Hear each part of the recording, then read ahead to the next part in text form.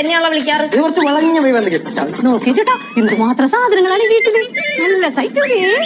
ഏതാണ്ടൊരു ചെറിയ കുഴപ്പമില്ലയോ? എനിക്ക് എവിടെയോ ഫീൽ ചെയ്തു. വള്ളിയാവോ? ഹലോ ഗൈസ്, അങ്ങനെ നമ്മുടെ ഉപ്പും മുളകും പുതിയ പ്രൊമോ. എന്റെ പൊന്നോ, വേറെ ഗസ്റ്റ് വരികയാണ്. ആദ്യത്തെ ഗസ്റ്റിനെ എങ്ങനെ ഒഴിപ്പിച്ചു എന്ന് നമ്മൾക്ക് പ്രേക്ഷകർക്ക് അറിയാമല്ലേ. അപ്പൊ രണ്ടാമത്തെ ഗസ്റ്റ് വരികയാണ്. അപ്പൊ ആദ്യത്തെ നോട്ടത്തിൽ പന്തികേടൊന്നുമില്ല കേട്ടോ, ഒരു ഹസ്ബൻഡ് ആൻഡ് വൈഫാണ് വരുന്നത്. അപ്പൊ നമ്മുടെ കേശു വലിയാളായിട്ട് ലച്ചു ചേച്ചി മുറിയൊക്കെ വേഗം സെറ്റാക്കി കിട്ടോ, അടുത്ത ഗസ്റ്റ് വരുന്നുണ്ടെന്ന് പറയുകയാണ്. അപ്പൊ ലച്ചു കുറച്ച് പരിഭവത്തിലാണ്, കാരണം ഈ ഗസ്റ്റ് ആദ്യം ഓർഡർ ആക്കിയപ്പോൾ ലച്ചുവിനെ അറിയിച്ചില്ല എന്ന്. അപ്പൊ ലച്ചുവിനോടാണ് സാധാരണ കേശു ആദ്യം പറയുന്നത്, ഇത്തവണ എന്താണോ എന്നോട് പറയാഞ്ഞെന്ന് ചോദിച്ചിട്ട് നമ്മുടെ ലച്ചു ഒരു ചെറിയ ഉടക്കൊക്കെ പറയുന്നുണ്ട്. പിന്നീട് ഗസ്റ്റ് വരുന്നുണ്ട്. ഗസ്റ്റ് വന്ന പാടെ ഈ ഭാര്യ ഉണ്ടല്ലോ, ഈ വൈഫ് ഉണ്ടല്ലോ, അവിടെ തൂഞ്ഞാലാടുന്നു. അയ്യോ സൈക്കിളേട്ടാ ഇവിടെ എന്തോരം സാധനങ്ങൾ എന്നൊക്കെ പറഞ്ഞ് ഭർത്താവിനോട് ഇങ്ങനെ തുരുതുരാ സംസാരിച്ചുകൊണ്ടിരിക്കുക.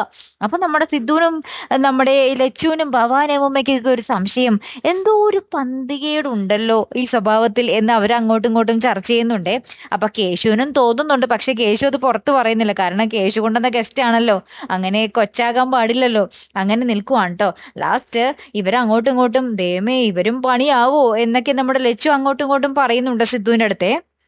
അതിന്റെ ലാസ്റ്റ് ഈ ഒരു ഗസ്റ്റ്, ഈ ഒരു ഭാര്യ ഉണ്ടല്ലോ, ഈ വൈഫ് എന്ന് ഈ അങ്ങോട്ടും ഇങ്ങോട്ടും കുറെ സംസാരിച്ചുകൊണ്ടിരുന്ന വൈഫ്, അവര് വന്നിട്ട് നമ്മുടെ ഭവാനിയമ്മയുടെ അടുത്തിരുന്ന് ഭയങ്കര കരച്ചില്ല. അപ്പൊ നമ്മുടെ ഭവാനിയമ്മ എന്തുണ്ടെങ്കിലും നമുക്ക് പരിഹരിക്കാൻ മോളെ എന്നൊക്കെ പറഞ്ഞ് സമാധാനിപ്പിക്കുന്നുണ്ട്. ഇനി എന്ത് വള്ളിക്കെട്ട് കേസാണാവോ നമ്മുടെ പാറമട വീട്ടിൽ വരാൻ പോകുന്നത് അല്ലേ. കാത്തിരിക്കട്ടെ. അടുത്തൊരു വീഡിയോ വരുന്നത് വരയ്ക്കും ഗുഡ് ബൈ.